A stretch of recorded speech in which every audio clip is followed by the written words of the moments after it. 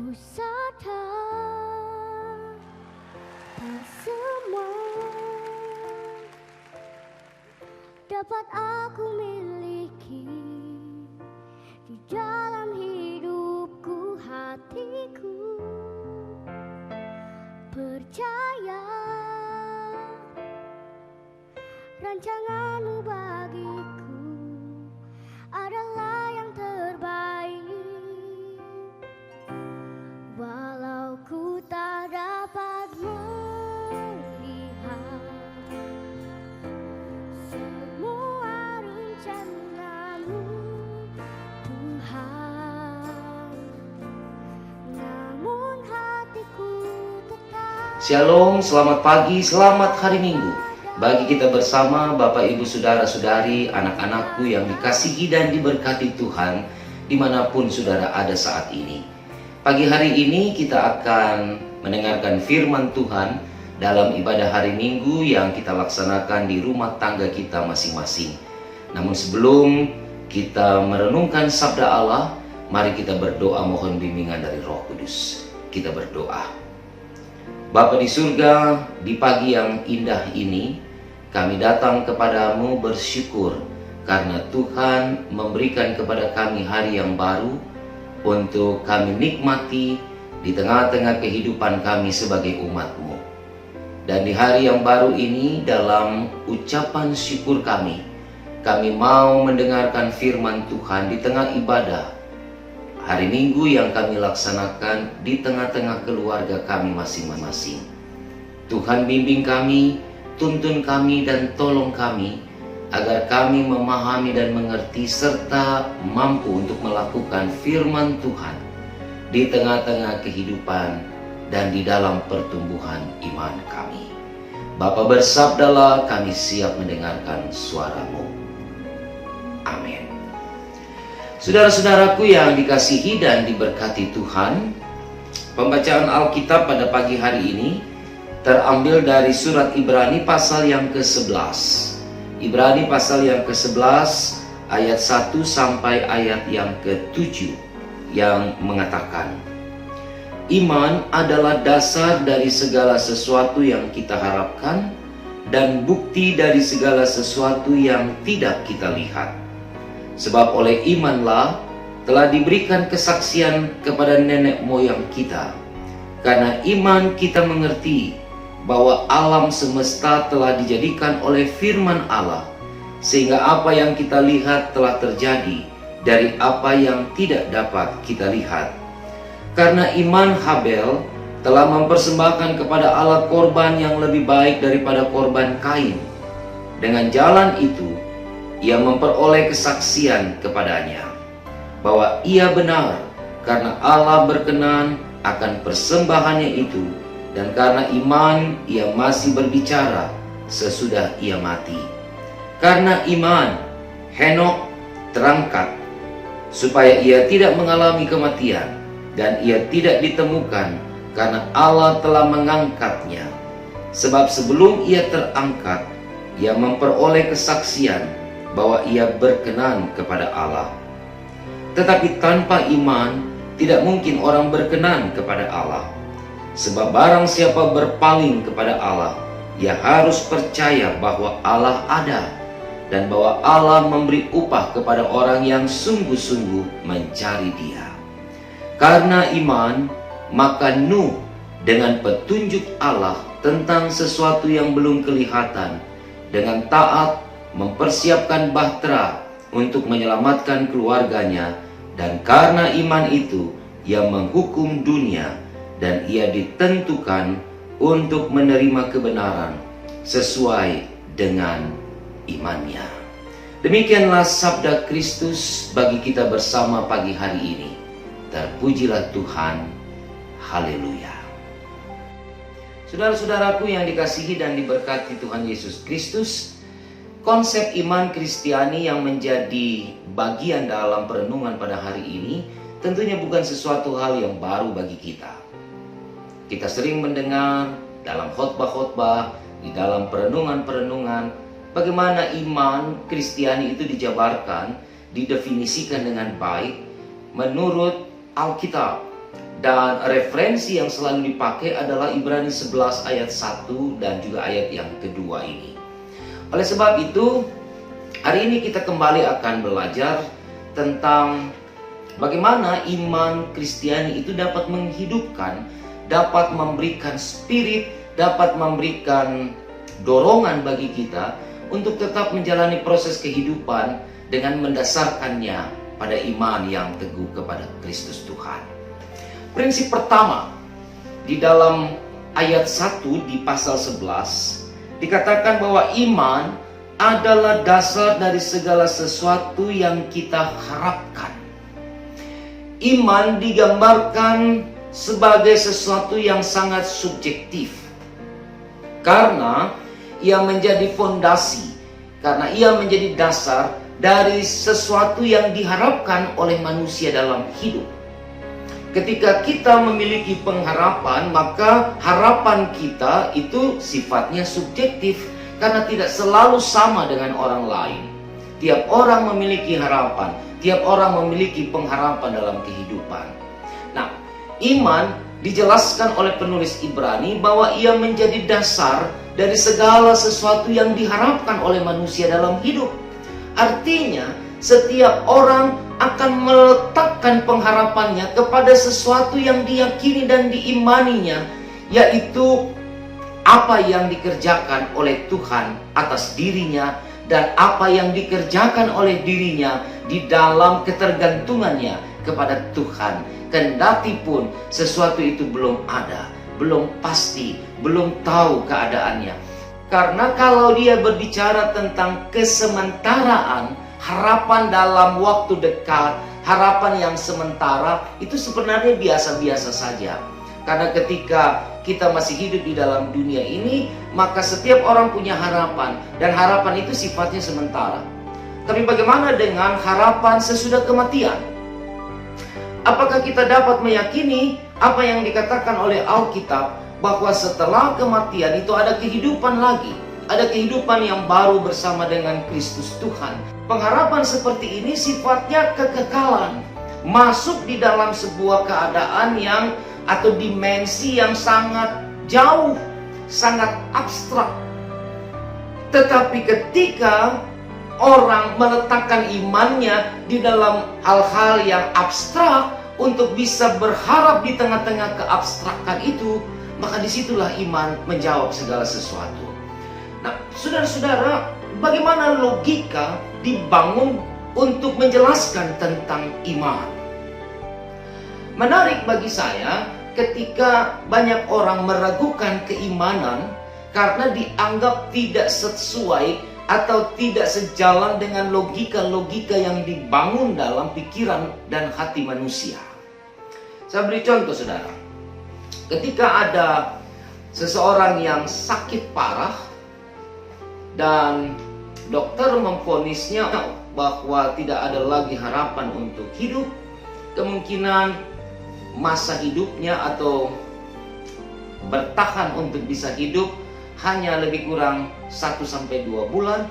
Lalu dokter angkat tangan dan mengatakan kepada keluarga untuk selalu berdoa saja, menyerahkan orang ini, keluarganya ini yang sakit ini kepada Tuhan, supaya Tuhan memberikan yang terbaik baginya. Dari pihak medis kami sudah angkat tangan.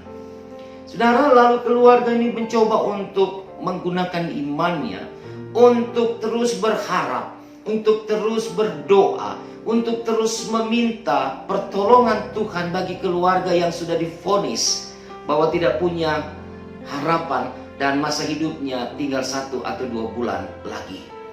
Dan ketika 1-2 bulan lewat, 6 bulan lewat, 1 tahun lewat, 2 tahun lewat, dan orang ini masih hidup, maka orang mengatakan bahwa ini sesuatu yang di luar logika, di luar nalar manusia. Bagaimana ketika diperiksa kembali, lalu dokter bilang penyakit yang mematikan itu sudah tidak ada. Dokter katakan bahwa orang ini sudah clear, sudah bersih dari penyakitnya, dan ini sesuatu yang luar biasa, ini keajaiban. Kemudian orang mengatakan bahwa di manakah logikanya untuk mengatakan bahwa iman bisa menjawab situasi dan keadaan itu. Saudara, Logikanya sederhana. Ketika dokter tidak bisa menyembuhkan, medis, dari sisi medis, dari aspek medis sudah tidak bisa lagi untuk melakukan sesuatu yang menolong orang yang sakit ini. Tapi jangan lupa bahwa ada Tuhan yang bisa menolongnya. Dan itu logikanya sangat jelas. Karena Tuhan jauh lebih tinggi, jauh lebih hebat daripada dokter. Logika tidak bisa dipakai ketika dokter give up, dokter angkat tangan, lalu Tuhan juga bilang, saya juga angkat tangan. Maka logikanya akan dipertanyakan tentang iman di situ. Tetapi ketika Tuhan mampu menyembuhkan, Tuhan mampu memulihkan, Tuhan mampu mengubah, sedangkan manusia tidak bisa mengubah, maka logikanya sangat sederhana. Logikanya dapat diterima, dapat dimengerti, dan dapat dipakai sebagai fondasi atau sebagai dasar dari yang diharapkan oleh manusia, bahwa ketika ia menyandarkan hidupnya kepada Allah, ketika ia meletakkan pengharapannya kepada Allah, maka apa yang menjadi harapannya itu akan terjadi di dalam kehendak Allah. Menjadi menarik juga ketika kita melihat banyak pedagang yang berjuang untuk menjual dagangan-dagangan yang menjadi miliknya, supaya ia mendapatkan keuntungan di dalam pekerjaan itu sebagai seorang pedagang. Saudara, seorang pedagang itu sudah harus memiliki dua spekulasi dalam usahanya. Bahwa kalau ia tidak untung, maka ia akan rugi. Kalau ia meyakini bahwa ada dua alternatif atau dua spekulasi, bahwa dia bisa untung tapi juga bisa rugi, tapi kenapa pertanyaannya dia masih terus berdagang? Kenapa pertanyaan dia masih terus berusaha untuk memperdagangkan dagangan-dagangannya atau jualannya? Tentu karena si pedagang ini punya harapan untuk mendapatkan keuntungan di tengah-tengah kemungkinan bahwa dia juga pasti mengalami kerugian. Tetapi ketika harapan itu diletakkan bahwa dia harus mendapatkan keuntungan, dia harus mendapatkan sesuatu dari usaha dagangannya, maka dia akan terus berada pada jalur itu. Dia akan terus melakukan sesuatu untuk bisa mewujudkan harapan-harapannya, yaitu mendapatkan keuntungan dari apa yang dilakukan sebagai seorang pedagang. Nah, ini logika yang dibangun untuk menjelaskan tentang iman tadi. Bahwa di tengah-tengah kehidupan kita, juga pada saat kita mengharapkan sesuatu dalam hidup ini, maka ada dua kemungkinan yang akan terjadi. Harapan itu akan terwujud, atau harapan itu tidak akan hadir, tidak akan kunjung datang, tidak akan menjadi bagian dalam hidup kita. Tetapi di tengah-tengah kemungkinan bahwa apa yang kita harapkan itu tidak terjadi atau belum terjadi, maka seseorang yang beriman, dia akan terus menjalankan proses hidupnya di dalam harapan-harapannya, di dalam pengharapan-pengharapan besarnya, bahwa Tuhan akan memberikan yang terbaik di dalam pengharapan akan sesuatu dalam hidupnya. Saudara-saudara, prinsip yang kedua, dikatakan bahwa iman merupakan bukti dari segala sesuatu yang tidak kita lihat. Artinya ada banyak hal yang tidak kita lihat di dalam kehidupan ini, di masa lampau, tapi kita percaya pada saat ini ketika kita melihatnya dan kita meyakini bahwa itu terjadi di dalam kehendak dan rancangan Tuhan. Kita tidak tahu, manusia tidak pernah tahu bagaimana dunia dijadikan. Karena Alkitab bercerita, hari pertama, hari kedua, hari ketiga, hari keempat, dan hari kelima Allah menciptakan alam semesta dengan segala isinya. Barulah pada hari yang keenam, Tuhan Allah menciptakan manusia, Adam dan Hawa. Dalam logika kita, bagaimana mungkin manusia dapat mengisahkan tentang proses penciptaan dari hari pertama sampai hari yang kelima, karena manusia baru ada di hari yang keenam. Maka kemudian banyak orang meragukan juga bahwa konsep ini tidak bisa dipertanggungjawabkan, bahwa Alkitab dalam kisah penciptaannya itu tidak bisa dipakai sebagai patokan. Maka orang-orang yang belajar tentang filsafat, orang-orang yang belajar tentang ilmu evolusi, Mereka mengatakan bahwa no, manusia itu tidak dapat menceritakan, mengkisahkan bagaimana dunia diciptakan sebagaimana yang dituliskan di dalam Alkitab, karena manusia baru ada di hari yang ke-6. Dan itu bullshit ketika itu omong kosong, ketika manusia itu bisa mengisahkan hari pertama Allah menciptakan dunia ini dari gelap, Allah menciptakan terang, dan sebagainya dan sebagainya dan sebagainya, sampailah pada hari yang ke-6 Allah menciptakan manusia. Nah, saudara-saudaraku yang diberkati dan dikasihi Tuhan, dikatakan bahwa iman adalah bukti dari sesuatu yang tidak kita lihat, tetapi kita meyakininya itu ada. Musa di dalam pewahyuan khusus dibawa masuk di dalam sebuah keadaan, dalam tuntunan Roh Allah untuk menuliskan bagaimana Allah menciptakan, bagaimana Allah berkarya untuk menjadikan dunia dan segala isinya ini dengan sempurna, dari keteraturan hari pertama sampai dengan hari yang ke-5 itu. Nah, ketika kita menyaksikan dunia dengan segala isinya hari ini, maka kita meyakini, meskipun kita tidak melihat, meskipun kita tidak pernah tahu bagaimana keadaan di awal itu, tetapi kita percaya bahwa apa yang kita lihat hari ini adalah terjadi karena iman di dalam kehendak dan di dalam pekerjaan Allah yang hebat. Saudaraku, iman memberikan kepada kita satu logika yang luar biasa. Karena iman memberikan pengertian bahwa alam semesta telah dijadikan berdasarkan firman Allah. Itu dituliskan di dalam ayat yang kedua. Jadi iman bukan tidak ada logikanya dan tidak dapat dimengerti. Segala sesuatu di dalam dunia ini dapat dipahami, dapat dimengerti dan masuk akal. Karena Tuhan tidak mungkin membuat sesuatu yang tidak masuk akal, yang tidak dapat dinalar di dalam kehidupan manusia. Mungkin melewati akal, ya. Tetapi yang tidak masuk akal itu tidak mungkin. Karena yang Tuhan kerjakan adalah sesuatu yang pasti. Itu sebabnya Tuhan memberikan kita akal. Itu sebabnya Tuhan memberikan kepada kita hikmat. Itu sebabnya Tuhan memberikan kepada kita pengertian. Supaya akal, supaya pengertian, supaya apa yang ada di dalam diri kita itu terus disupport, terus didorong oleh iman untuk bisa memberikan definisi-definisi baru, untuk bisa memberikan sebuah kesimpulan-kesimpulan baru terhadap apa yang terjadi dalam kehidupan kita. Saudara-saudara, di dalam kehidupan di bawah kolong langit ini, semua yang Tuhan jadikan, semua yang Tuhan kerjakan, itu selalu ada di dalam logika yang pasti.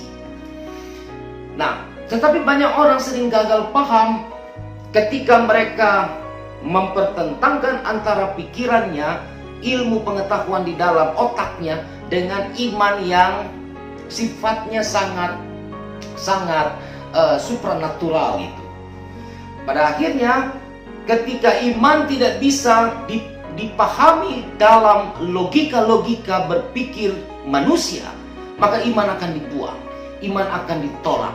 Lalu kemudian manusia menggunakan logika-logika berpikirnya untuk menjawab seluruh pertanyaan-pertanyaan yang terjadi dalam kehidupannya.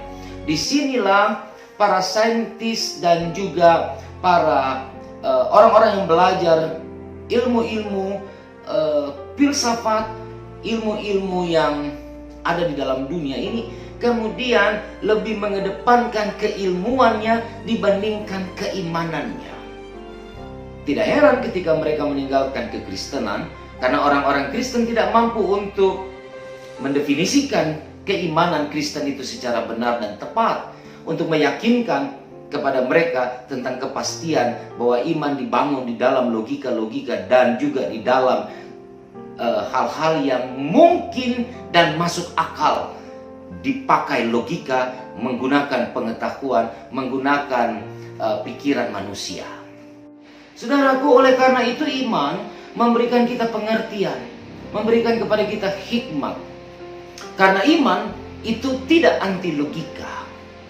Iman akan memakai dan mengisi logika-logika pikiran kita yang terbatas. Iman akan mengisi rasio, mengisi pikiran-pikiran kita yang sangat-sangat terbatas dan kecil itu untuk dapat secara natural dapat meyakini apa yang kita pikirkan dan apa yang kita percayai sebagai sebuah kebenaran.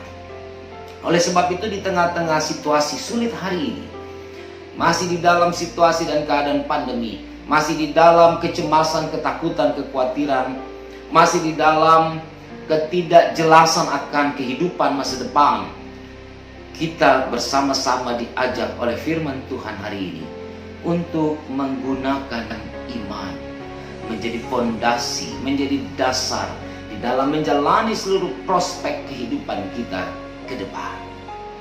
Kita tidak tahu apa yang akan terjadi esok. Kita tidak bisa melihat dan meneropong apa yang akan terjadi pada masa depan. Tetapi iman akan membawa kita, akan membimbing kita untuk meyakini sesuatu yang belum terjadi di masa depan, sesuatu yang belum terlihat di masa depan, dia akan terjadi dalam pengharapan berdasarkan iman ketika kita menyandarkannya di dalam Tuhan dan di dalam Allah yang hidup. 3 tokoh diungkapkan di dalam bacaan kita hari ini: Habel, Henok, dan Nuh. Bahkan kalau kita baca di ayat-ayat selanjutnya, masih banyak tokoh-tokoh lain yang dipakai oleh penulis Ibrani untuk melihat dan menunjukkan kekuatan iman yang dimiliki oleh tokoh-tokoh Alkitab ini, sehingga mereka bisa melakukan sesuatu yang tidak biasa dilakukan atau dialami oleh kebanyakan orang di dalam hidupnya. Habel, Henok, dan Nuh, bahkan Abraham adalah orang-orang yang memang Tuhan berikan iman yang teguh dan pasti kepada mereka untuk bisa menunjukkan kemahakuasaan Allah di dalam keterlibatan dan di dalam relasi yang dibangun oleh tokoh-tokoh ini dengan Allah di dalam kehidupan di zamannya. Kita, saudara dan saya, umat Tuhan, kita juga bisa dipakai Allah. Kita juga mau diberikan oleh Allah iman yang sama, seperti kepada Henok, kepada Habel, kepada Abraham, kepada Nuh, kepada Yakub, dan sebagainya. Bahwa ketika kehidupan ini dibangun bersama dengan Tuhan, ketika kehidupan ini diletakkan pada keyakinan, pada kuasa Allah yang ajaib itu, maka kita dapat melakukan perkara-perkara yang tidak dapat masuk di dalam logika, tetapi itu bisa terjadi karena kita meyakini dan kita mengharapkan itu terjadi di dalam dan bersama dengan Tuhan Allah. Kekasih-kekasih Tuhan, mari belajar untuk memaknai iman supaya kehidupan kita juga dihidupi oleh iman yang kita miliki.